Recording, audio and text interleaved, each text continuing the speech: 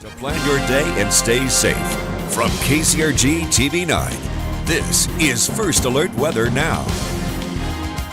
And good evening, folks. I'm meteorologist Corey Thompson. And I'm meteorologist Hannah Messier. And welcome again to First Alert Weather Now, our nightly check of your First Alert forecast, but in a little bit more depth than we maybe are able to give you just due to time constraints in a typical newscast. We try to get a little bit deeper here in terms of what to expect in the coming days and what else is affecting the country, too. Yeah, we'll get to talk about Tropical Storm Francine. We'll also get to hear from kids in the area about what they think of the weather. Yeah, answer some of those questions that are on really everyone's mind, from kids to adults, I think. But first, let's take a look at what you need to know to get through your evening. And it does involve, again, another pretty nice one. We're going to see little change over the next 24 hours in terms of our overall weather picture. We will see less cloud cover tomorrow than we did at times today. Any precipitation that's left over will be quick to exit as well. And then, as Hannah mentioned, what will likely become Hurricane Francine will be a pretty big influence on our weather. Currently just a tropical storm, but we'll get the latest details on its progression coming up in just a bit. And even though that tropical system does have an influence on our weather, unfortunately, if you're looking for rain, it's unlikely to be in the form of much in the way of precipitation. The warmth, though, is what we felt so far this week, and that continues to build over the next day or two. We're not expecting a big dose of relief even as we head into the weekend, and things do appear to be turning just a little bit cooler. That cool down will be not a hugely significant one. Instead, it will be subtle and something that we will feel just a little bit. Your evening planner, if you're about to step outside in just a few minutes, temperatures starting off in the upper 70s to low 80s, heading toward the 60s by late evening and the mid 50s again for the start of your Wednesday. So another decently cool start to the day, but overall nothing too crazy, which is about where we've been so far this week. Yeah, and 50s are cool enough to maybe open up the windows at night, let some kind of cool air into your house or your apartment. Yeah, we haven't seen that big increase in moisture yet, but we may in the next couple of days, and we'll talk a little bit more about that in just a little bit. But we've got lots of fun stuff coming up this week as well. And so meteorologist Joe Winters is here with your forecast for fun. And it's the time of the year when there's a lot going on, so let's take a look at your forecast for fun. First, your walking forecast. Could be great to get outside, a little exercise the next couple of days. Wednesday, Thursday, Friday, all look good weather-wise if you're out walking or want to do just about anything outdoors across eastern Iowa. Of course, Friday Night Lights comes up. It's another nice Friday night, a little bit different than the past couple. The game of the week on KCRG 9.2. It's a 7:30 start. Columbus Community takes on Lisbon. Kickoff about 76.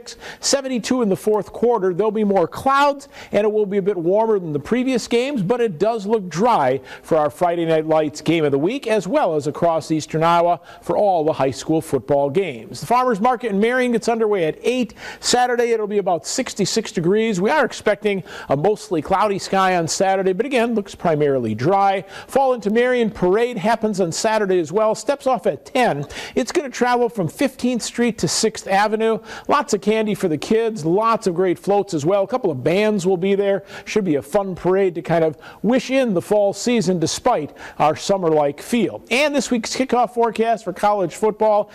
Troy in town taking on Iowa, 81 degrees, east winds at 5 to 10. UNI is in Nebraska. It's a night game at 63. Could be 83 degrees as the game starts, or a little bit less. East-southeast winds at 10 to 15. And again, looks quiet for football, but more clouds. And finally, don't forget opening weekend in Mumfest, Saturday and Sunday out at Bloomsbury Farms. 81 degrees on Saturday, 80 on Sunday.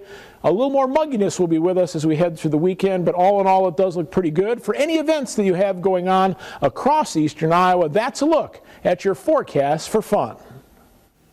And we are tracking Tropical Storm Francine as it makes its way through the Gulf. Now, Francine is being impacted by some dry air. It's also being impacted by some wind shear that is actually closer to Louisiana's coast. Now, we can see Francine spinning off the coast of Texas and Mexico. It is actually now a hurricane, so that just got updated.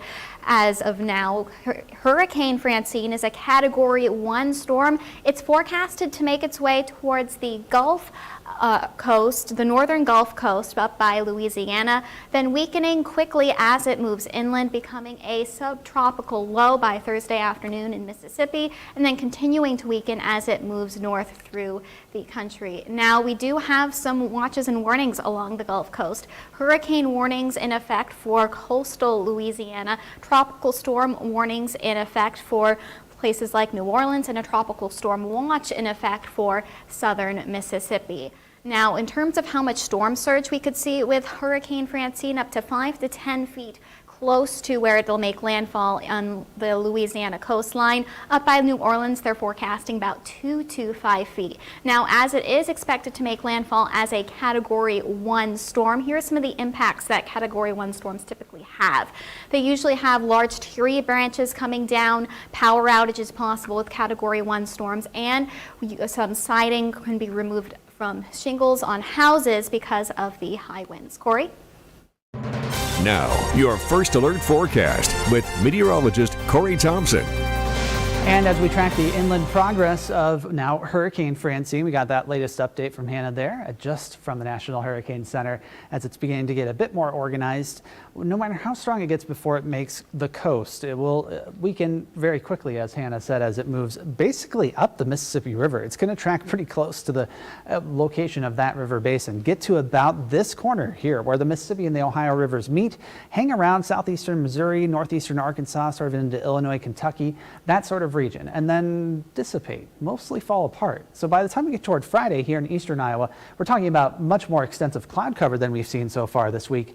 But in terms of those heavier rainfall amounts, that doesn't seem like we're going to see much of that here. So if you're waiting for that precipitation, you'll have to wait a little bit longer, at least as it appears right now. View from our Iowa City city cam, you saw that orange glow to the sun as it begins to set. We still have plenty of wildfire smoke in the upper atmosphere. Temperatures in the 70s or even at 80 degrees in Iowa City, 73 in Washington. So it does vary a little bit, but generally a warm evening, at least for the start, although those temperatures will start to fall as that sun sets. Your first alert over the next 24 hours keeps things quiet, all highlighted in green once again. We had a couple of nuisance showers through the area this portion of the day, especially across the north. We saw a few sprinkles or very light showers in a few spots, but most of us have stayed dry. And we just have a few clouds left at this point as this very weak disturbance moves through the atmosphere. It doesn't even have like a frontal system associated with it, but just enough upward motion in the atmosphere to cause some of those clouds to form, and a few of those did form into a couple of showers. But those clouds decrease as we head through the night. Your first alert forecast calls for lows around 59 in Decorah, 55 in Iowa City.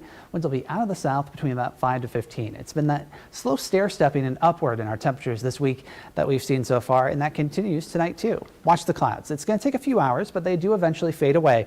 And so by tomorrow morning, much more sunshine here on Pinpoint Futurecast. 8 o'clock calls for nearly entirely clear skies.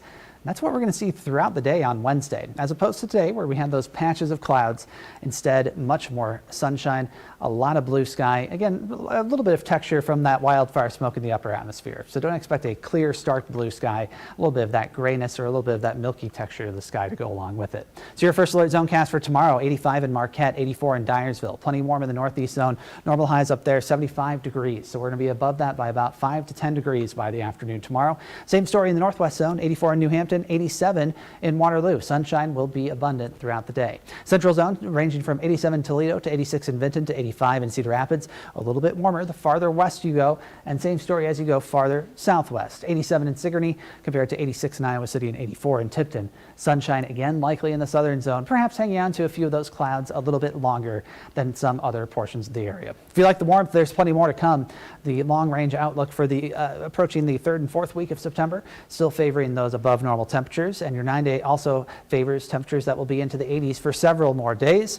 We'll give a little bit more of a deep dive into these 9 days coming up in just a little bit, but the overall notion is for mostly dry weather through the weekend into early next week. A little bit of precipitation by the middle of it as we see our weather pattern turn just a little bit more active. So no big changes, at least for now. It's that cloud cover that we're going to see with the tropical system coming up.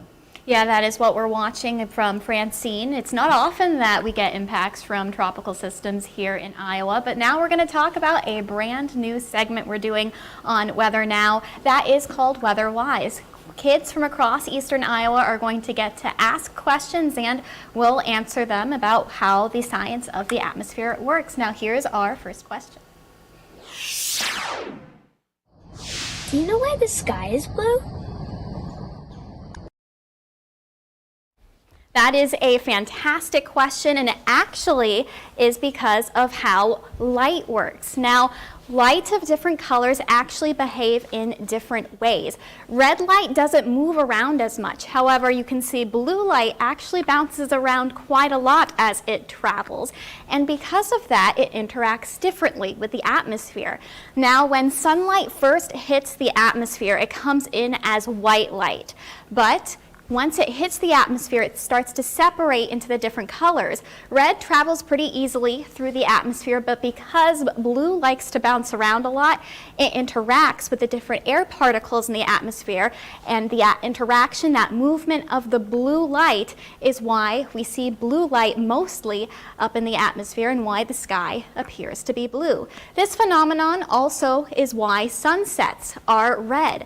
Because that red light can travel easily through the atmosphere without much interaction, it reaches our eyes easiest at sunset when the light has to travel through large amounts of the atmosphere. The blue light all gets scattered away by the atmosphere at sunset, and that's why those reds, those pinks, those oranges are most easily seen at this time of the day. So that's a great question. It's pretty fascinating for Eastern Iowans. Thank you so much for that question.